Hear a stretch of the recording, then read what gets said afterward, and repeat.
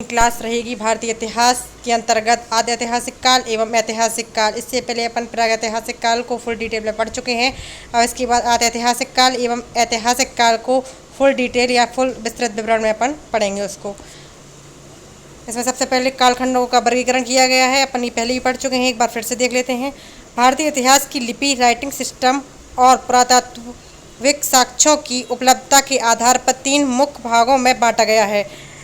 इसको कितने भागों में बांटा गया है? मुख्य 3 भागों में बांटा गया है। भारतीय इतिहास की लिपि यानी राइटिंग सिस्टम और पुरातात्विक साक्ष्यों की उपलब्धता के आधार पर 3 मुख्य भागों में बांटा गया है इसे। प्रागैतिहासिक काल, आदिऐतिहासिक काल और ऐतिहासिक काल। प्रागैतिहासिक काल, आदिऐतिहासिक काल और ऐतिहासिक काल। Pre historic period, proto historic period और हिस्टोरिक पीरियड। प्रागैतिहासिक काल के अंदर पढ़ेंगे, इस काल का कोई लिखित साक्ष्य नहीं है, उदाहरण पाषाण काल। आदिऐतिहासिक काल में पढ़ेंगे, लिखित साक्ष्य उपलब्ध हैं लेकिन उन्हें पढ़ा नहीं जा सकता, उदाहरण हड़प्पा सभ्यता। या साक्ष्य पुरातात्विक साक्ष्यों पर अत्यधिक निर्भर हैं, उदाहरण है वैदिक काल। उसी के अंतर्गत वैदिक काल भी आ जाता है। तो इसका मतलब केवल साक्ष्य पुरातात्विक साक्ष्यों पर निर्भरता ज़्यादा है, लिखित साक्ष्य तो मिले हैं पर उसे पढ़ा नहीं गया है, साहित्य उपलब्ध नहीं है, मतलब उसे पढ़ा भी नहीं गया है। मिले हैं तो पर पढ़ा नहीं गया तो क्या फ़ायदा है उसका। ऐतिहासिक काल, हिस्टोरिक पीरियड, इसके बारे में पढ़ेंगे, लिखित साक्ष्य उपलब्ध हैं और उन्हें सफलतापूर्वक पढ़ा जा चुका है, उदाहरण 6th सेंचुरी मतलब 6ठी शताब्दी ईसा पूर्व से वर्तमान तक। आदिऐतिहासिक काल, प्रोटो हिस्टोरिक पीरियड, समय सीमा लगभग 2500 ईसा पूर्व से 600 ईसा पूर्व। 2500 ईसा पूर्व से 600 ईसा पूर्व टाइम पीरियड याद करना बहुत जरूरी है। मुख्य विशेषताएं क्या है इसकी? मानव को लिपि का ज्ञान था, परंतु आधुनिक इतिहासकार, पुरातात्विकविद उस लिपि को पढ़ने में सफलता प्राप्त नहीं कर सके। तो आदिऐतिहासिक काल की थी, उसमें लिपि तो मतलब लिखित साक्ष्य तो उपलब्ध थे पर उन्हें पढ़ा नहीं जा सकता, क्योंकि जो वहाँ के इतिहासकार या पुरातत्वविद थे उस लिपि को वो पढ़ नहीं सके, उन्हें उसमें सफलता नहीं मिली। जैसे सिंधु घाटी सभ्यता, वो अभी तक नहीं पढ़ी गई है। इस काल की जानकारी के लिए मुख्य स्रोत उत्खनन, आर्कोलॉजिकल एग्जीबिशंस ही है। अब इस पुरातात्विक उत्खनन से ही अपन को इसके बारे में जानकारी मिली है। सबसे पहले यही साक्ष्य है। मुख्य सभ्यताएं एवं संस्कृति कौन कौन सी हैं? तो सिंधु घाटी सभ्यता, इसकी संस्कृति इंडस वैली सिविलाइजेशन या हड़प्पन कल्चर। तो समय सीमा है 2500 ईसा पूर्व से 1750 ईसा पूर्व। टाइम पीरियड याद रखना जरूरी है, 2500 ईसा पूर्व से 1750 ईसा पूर्व। लिपि है हड़प्पा लिपि, भाव चित्रात्मक यानी पिक्टोग्राफिक और विष्टोफेदन शैली कहा जाता है। कौन सी लिपि? हड़प्पा लिपि। भाव चित्रात्मक यानी पिक्टोग्राफिक, इसे पृष्ठोफेदन भी कहा जाता है। दाएं से बाएं और फिर बाएं से दाएं लिखना, जो दाएं से बाएं भी लिखी जाती है बाएं से दाएं भी लिखी जाती है, दोनों तरफ लिख सकते हैं, उसको बोलते हैं अपन हड़प्पा लिपि या भाव चित्रात्मक लिपि या पृष्ठोफेदन शैली। नगर नियोजन पता ही है, ग्रिड पद्धति पर आधारित थे, ग्रिड प्रणाली पर, ग्रिड सिस्टम पर पक्की ईंटों के मकान बने हुए थे। यहाँ हर प्रकार की मतलब वक्राकार ईंटें प्राप्त हुई हैं। उन्नत जल निकासी की व्यवस्था थी, नालियाँ बनी हैं जो ढकी हुई हैं। और आर्थिक जीवन कैसा था? तो कृषि, पशुपालन और मेसोपोटामिया जैसी समकालीन सभ्यताओं के साथ समुद्री एवं स्थलीय व्यापार। देखो इसमें कृषि, पशुपालन, मेसोपोटामिया और मिस्र की सभ्यता भी थी समकालीन सभ्यताओं के साथ समुद्री एवं स्थलीय व्यापार, मतलब व्यापार करना सीख गए थे अपन इस आदि ऐतिहासिक काल में।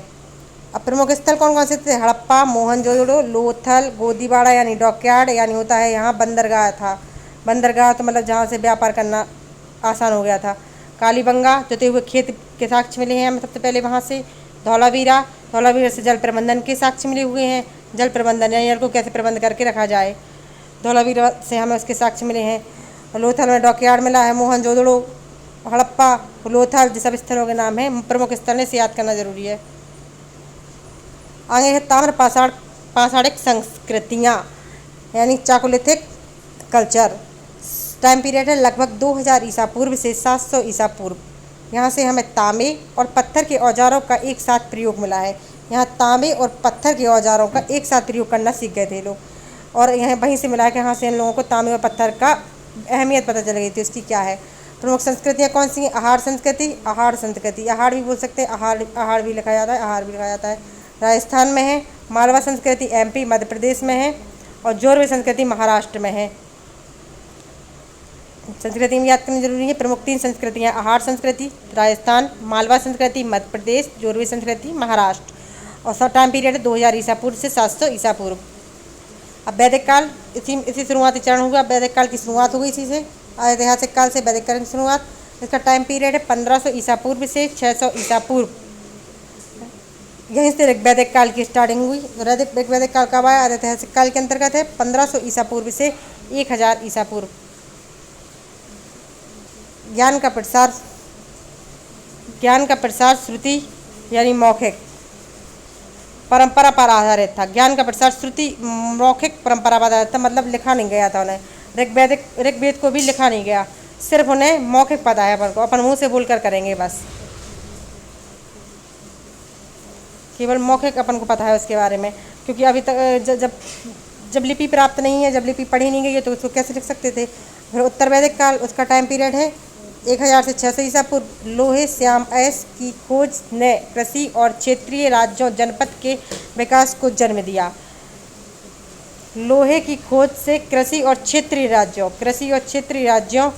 के विकास को जन्म दिया। क्षेत्रीय राज्यों को विकास हुआ और कृषि का विकास हुआ। लोहे की खोज हुई तो लोहे से हल बने, काफ़ी प्रकार के हथियार बने, जिससे अपन खेती कर सके और राज्यों की रक्षा करने लगे। जैसे कुल्हाड़ी बनी, घर मकान बनने लगे इससे, तो हमें इधर लोहे के साक्ष्य भी प्राप्त हुए। फिर ऐतिहासिक काल, हिस्टोरिक पीरियड का टाइम पीरियड 600 ईसा पूर्व से निरंतर अब वर्तमान तक अभी तक चलता आ रहा है। कल की घटनाएं जो घट जाएं वही तो इतिहास है। जो कल बीत गया वही, अगर उसमें से कोई अच्छी घटना घटी तो वही इतिहास में छप जाती है। वही टाइम पीरियड है 600 ईसा पूर्व से निरंतर वर्तमान तक इतिहास चलता ही आ रहा है। हर बीता हुआ मिनट, हर बीता हुआ पल ही इतिहास है। मुख्य विशेषताएं कौन कौन सी हैं इसकी? तो इस काल की लिखित साक्ष्य उपलब्ध है और उन्हें पढ़ा जा चुका है। इनमें 3 प्रकार के साक्ष्य प्राप्त हैं: पुरातात्विक, लिखित और लिपि भी इसकी पढ़ी जा चुकी है।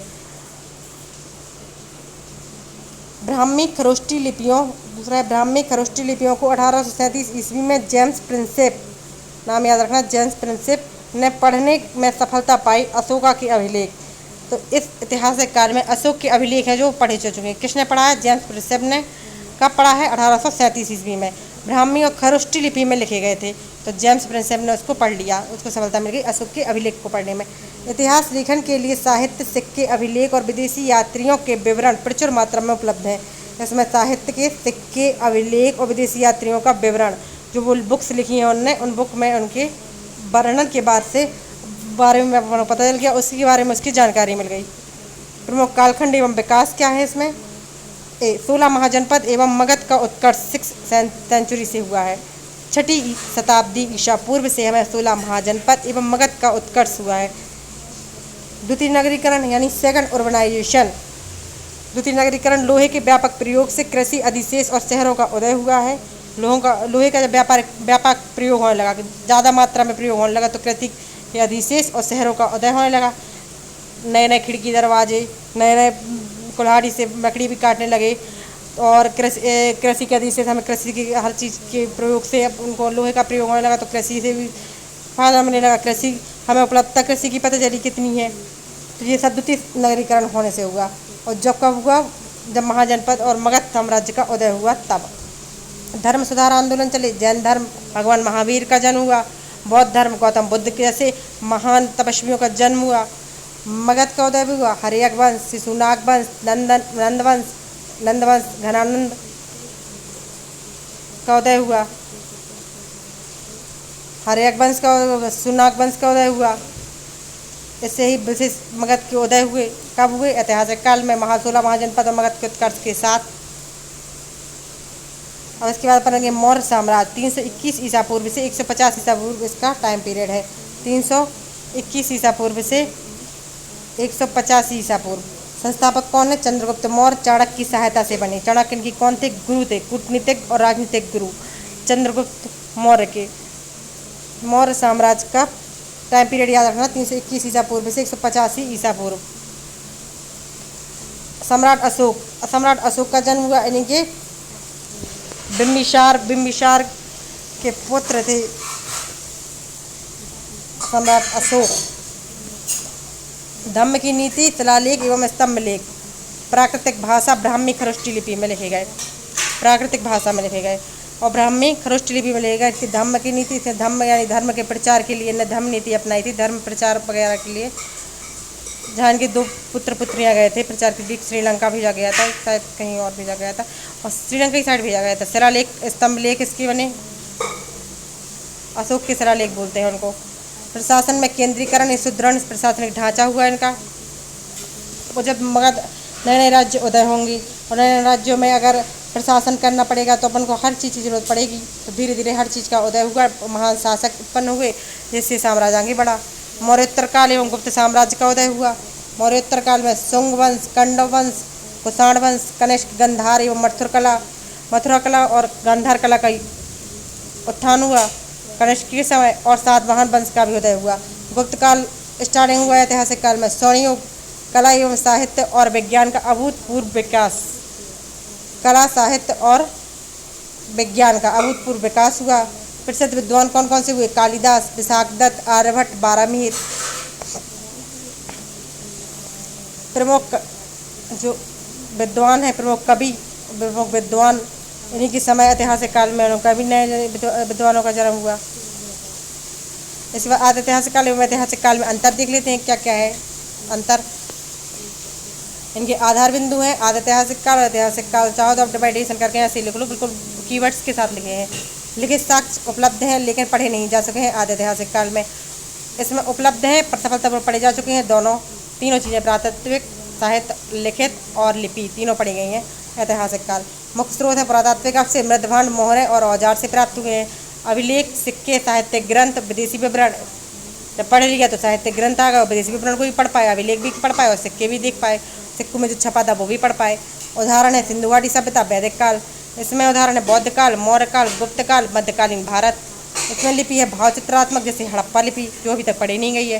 इसमें ब्राह्मी, खरोष्टी, देवनागरी और ग्रीक आदि लिपियाँ हैं शामिल। परीक्षा उपयोगी क्या है? इसमें उपयोग महत्वपूर्ण क्विक रिवीजन कीवर्ड्स देख लेते हैं अपन। जेम्स प्रिंसेप ने 1837 में ब्राह्मी और खरोष्टी लिपि को पढ़ने वाले प्रथम विद्वान बने। कौन? James Prinsep. ब्राह्मी लिपि और खरोष्टी लिपि को पढ़ने वाले, ब्राह्मी और खरोष्टी लिपि को पढ़ने वाले पहले विद्वान। वृष्टोफेदन, सिंधु लिपि के लिखने की शैली, दाएं से बाएं, बाएं से दाएं की जानकारी इन्होंने दी वृष्टोफेदन ने। पता चलिए अपन को, इसको भी बोलते हैं। द्वितीय नगरीकरण 6वीं शताब्दी में गंगा घाटी में द्वितीय नगरीकरण की शुरुआत हुई। चित्र धूसर ब्रह्मांड, उत्तर वैदिक काल सांस्कृतिक पहचान के लिए। उत्तर वैदिक काल की सांस्कृतिक पहचान क्या है? चित्र धूसर ब्रह्मांड से अपन को उसके बारे में पता चला है। उत्तरी काल पॉलिशदार मृदभांड, मौर्य काल और महाजनपद काल की पहचान बताते हैं। मौर्य काल और महाजनपद काल की पहचान इससे हुई है, उत्तरी काले पॉलिशदार मृदभांड से। तो बस आज की क्लास यहीं तक थी। अच्छी लगी तो लाइक, सब्सक्राइब कीजिए और शेयर कीजिए। Thank you for the class. आज अपन ने इतनी सारी चीज़ें पढ़ ली हैं, तो आप चाहे तो इसको धीरे धीरे लिख सकते हैं। Thank you for watching class.